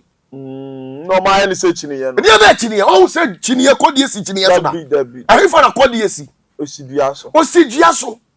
Enti logo kodie so de aboa wa den. Enti ndisi fu omo adia na omo nya den. Omo nya bete o. Obaji tumi from say no kra di agro Supreme Court we be fa o pa. What you say? Enti na me tell say Alan. When we talk about the logo, listen, an emblem of an institution, it transcends mere aesthetics. It symbolizes the philosophical underpinnings of that institution. And so, for this reason, your logo alone speaks a lot about you being part of that association or that particular party or an organization. That's Afafranto. Now, the transformational process of a butterfly. And I would do believe a shame. Okay. But young as spiritual people, yenim say, so also that you abua frafranto. A partner say, dear was sitting na utimu no, a bet transforming up and now your west. It's over kwama name. Say uye so why ye was car. Obesenke. Afrafranto. Hey! 2. Afrafranto. Where you will be a physically no or sayadi no sayadi. Or sadi any or be Ediaba on seno. Me paucho. So obi shame also die no atete anka kwadu apple dear bend any fruit to be a enye nshira. Afrafranto isu ne seno. Now in the realms of the spirit, your was spirit to be or your friend Bezibab. Now or misbehave when you mean nyame kese no. Sa Bezibab no onu ne produce you afrafranto. Into the homework. Or the homework. Beziba homework afrafranto. Or ya afrafranto. Enti afrafranto de o sini paso o seno. Na ye den na Allah ne papa yi sabe oye kristoni enti wankan bible da ebia na spiritual father na amoa no na wakwa ko fa afrafranto abro na say fruit afrafranto say aduaba. So it means you see a logo is an emblem of excellence meboa na denti na fe de u logo no afi problem wo ho spiritual father amoa no spiritual father afrafranto de o say ade ye bi o fa na ho fe no ye de ho fe tutuka prophet of Opatafuor. Now, also logo no problem. Now let's look at the chromatic canvas of all the political parties. Prophet of Opatafuor. Yet you. O see you ready? The chromatic canvas of all the political parties. Ask Alan for me. Tiedio. Ask Alan for me. Say Opatafuor say. His kaleidoscopic palette represents what? Prophet of Opatafuor. It's you. Papa, my question to you is, looking at all the chromatic canvas of all the political parties, maybe, let me condescend down to a level where people understand me. Because a chromatic canvas, me part say, political party, no, no, colors. And you know na credit there canvas. Say anything am go school no. Na canvas am kan color na change the free sa. Prophet of Opatafuor ku yo. Na percent me kan fofofo sa. Ever say ya who be US. What's for yanda na o jag o so jeje ku say na nu kom. What you say? The chromatic canvas of all the political parties, I mean their colors. So your kaleidoscopic palette represents what? O kaleidoscopic yellow the senke represented there. Gold normal shrine. Let me tell you, when you take these two parties, NDC, NPP, NDC were black, meboa. We must say omo green, omo white, omo red, omo white, and omo red. We must say na ya kasa color no. A sunsum adio. Okay. Color is sunsum adio. Ye ba MPP more white, or more red, and no more de blue. Almost so blue, red, white. Almost the no. What you say? Now no ko afrafranto on the them yellow. Gold na ba ko pompe color bi enfrefra gold. What you say? So even that chromatic canvas alone, there is an error. Na party the obetima kasa where that kasa me a party be fact color akope. Red ejina homa odo. Okay. Kokoro ejina homa odo nti NDC ku no odo ye den. Ewom. MPP sukuta. MPP su odo. Now, ese ejina ho ema moja. Enti NDC fo ne de ache omutirim ye de MPP fo tirim se ye kokoro ni ntinu se duru ba bi kura ne nipa bewu a wo se obi ye den. Enti people are willing to sacrifice themselves for their political parties. Meboa. Nokre. Na wo wala no kokoro we wan be sacrifice ama o. Loopholes wala de anim. I want spiritual works. E be a spiritual father amoa no. E so jiso question no ma yi. What you say? Now, you for blue blue no ma se kire. That be blue ni kire say. E kire se osoro. Osoro no. E sa kire se ensuo. Enti apipi fo se.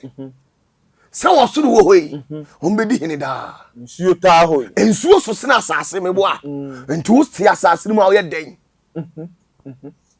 On be konka. Wo wi a wo be tam white ni gina on my spirit. Okay.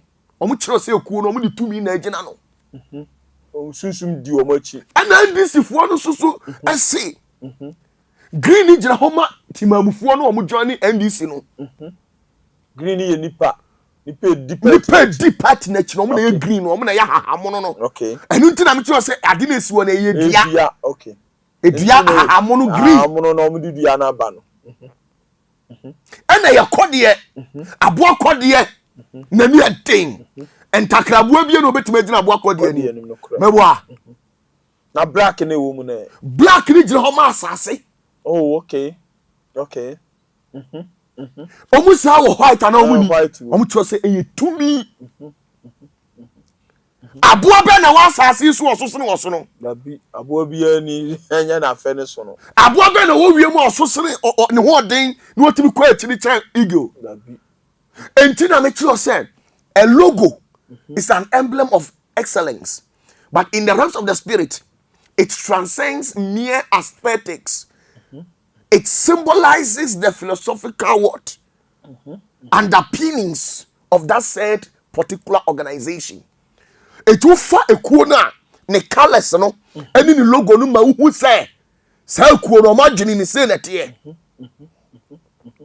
E kasamo Na me pa cho afrafranto betime gina oso anim. dabi. Afrafranto betime gina kodi anim. Nsuo tokra obebu a obebu. Framad. Enti afrafranto suban no ebe wura wo ala mu. Amane ba wuntimi nyina no obedwane enti na amane ba wadwane kɔ no. Robert Opatafuor. Ensuo to akɔde obetu ana ontu. Obetu. Ensuo to a ɔsoro bekɔ ana onko. Onam. Afrafranto ensuo to ano ayede. Wa hye ne bom mu. No onko sɛ. Onko ni dan. O haban bi ase. Haban bi ase no akɔ sɛ ho. Meboa. Ensuo ti ano asa ayede. Opia pro. Afrafranto ye ni nuane asisira pɛ. Omu nkuro no no. Enti spirit a wo hwe omo so no ye fra no Bezibab onye tumi papa. Enti adenti na ala no kofa sa ade no. Now, Misafa Alan Kroya. Party no so what? Don't say what party, but loopholes here day. Ewom. Misafa Alan Kroya. Now we have what you call a salutatory significance. Okay. That is what we call greetings. Greetings is an ambiguous expression of what? Acknowledgement. Okay. The sacrosanct, it carries or it embodies a sacrosanct ritual, fostering an atmosphere of conviviality, respect, and spiritual camaraderie. When we talk about greetings and chia, the kasa and chia, Davidifo. And then the oba. what you say? And chia no. Enti ala nintia we what party wu nintia me sure some the beba share who come pay election for now unya ti eyezu a else e dey eza eshi rado oni nintia abeba obi ni kukurudu okorodo enti unya kukurudu na huhu bi a dey abewura enti na say an ambiguous expression of acknowledgement ala dia ho na me sure me pa aba tieni o an ambiguous expression of acknowledgement which constitute a sacrosanct ritual fostering an atmosphere of conviviality, respect, and spiritual camaraderie. Enti ntiakura obepe ediama eye ukuonu I see a bunch ya ne pe tumi bi wu I say to me wura Opatafuor so do I say you kwa yi I say you kwa yi Unya body Opatafuor na honhom ni wura hemfo ni mu. Amo amukura tiam. Yay! Adentia. 2 million less what go 2 million di. Na wo no. Wo ala no. Ukwa ode na abeka. Afafranto. Yes ya die. Na we for. Ye fesi yes ye benya asem. Yo. Enti Alan ni political career no. Baby, I want to take the stance as right now. Any diversion now, why you know? Okay. Me pocho Hanopa. Me or Hammy. Or Hammer Kuma. I'm telling you. Oh, yeah, dano. Me ya done but the oil no. Or Hammy. Until you have to be and him. You will change the logo, no? You will change, you know. You will change, you will change. And come far, boy, be crow. Say Jata or your friend Jata. Or powder for Jata, and now Pabu or Bama catch them. Sir, oh, boy, so to me the Nako. Or don't have one or poo a Osono. Or book a quaddy. No, unto me so no. I say also the oil assassins were born in our boss. Ah, okay. Okay. But over to me a boapa. Or strong spirit. Okay. Strong spirits abuano. Na Na fasa abuane mantle. Engu so. So one channel fan kwa. So abuane fan kwa. Okay. That's a spiritual works and no tosini. What you say? Until physically when you maybe wa to tosini. What's what you say? Now rectify all these things.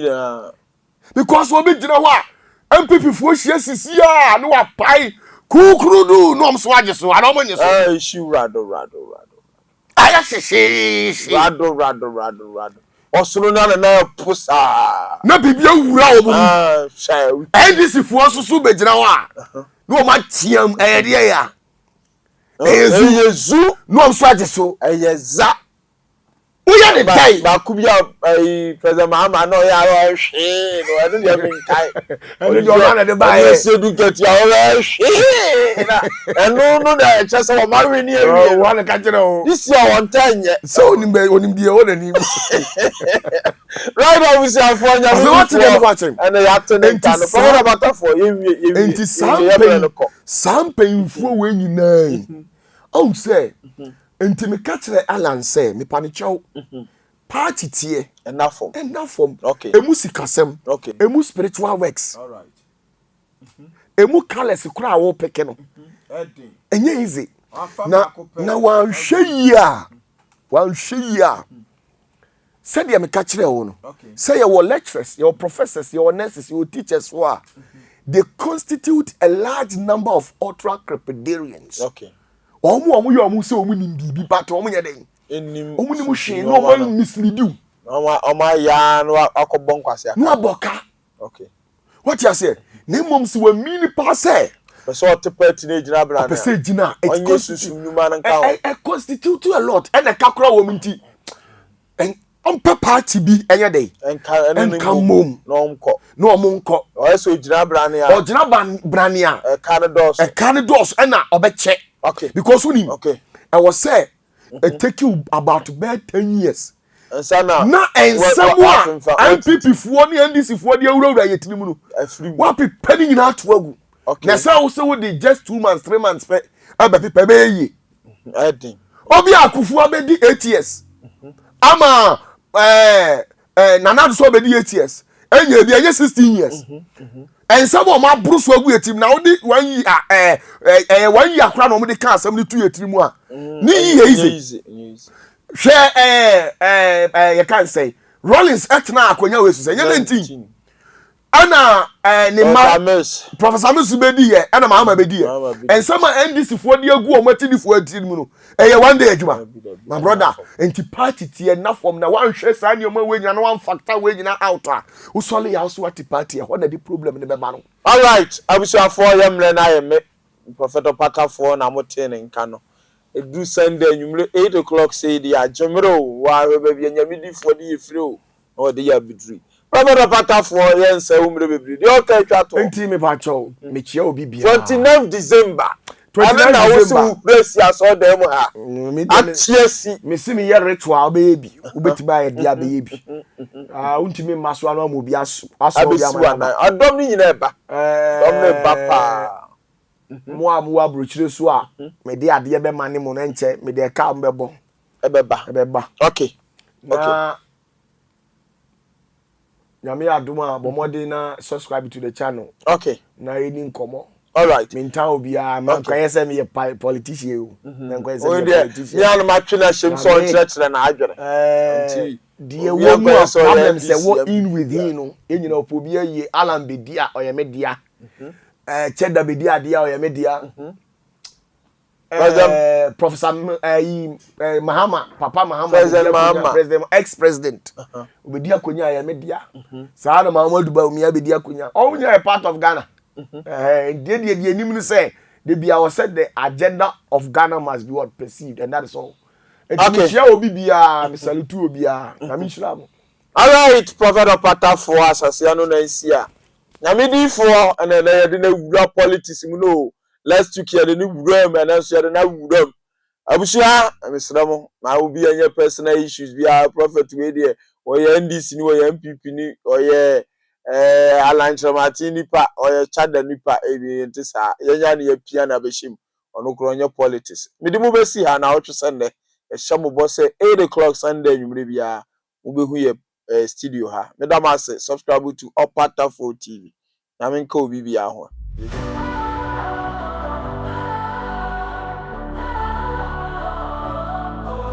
Opatafuor, you're strong and kind, mighty heart and a brilliant mind. Generosity in every game, change the world in your name. Every day you rise and grind, lift us up, leave none behind. In your shadow we find the light, guiding us to better heights. Opatafuor, to the power, strength and love in every hour. Generosity like summer rain, you shine through every pain. Oh, you the power, strength and love in every hour. Generosity like summer rain, you shine through every pain. In your presence fear subside, kindness is your greatest pride. Every battle you fight to win, bringing hope time and again. When the world feels cold and dark, you ignite that hopeful spark. With a heart so big and wide, bringing hope time and again. Opatafuor, you the power, strength and love in every hour. Generosity like summer rain, you shine through every pain.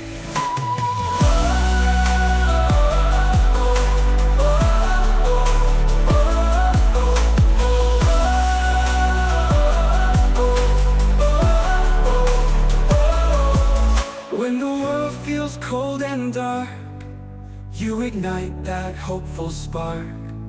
With a heart so big and wide,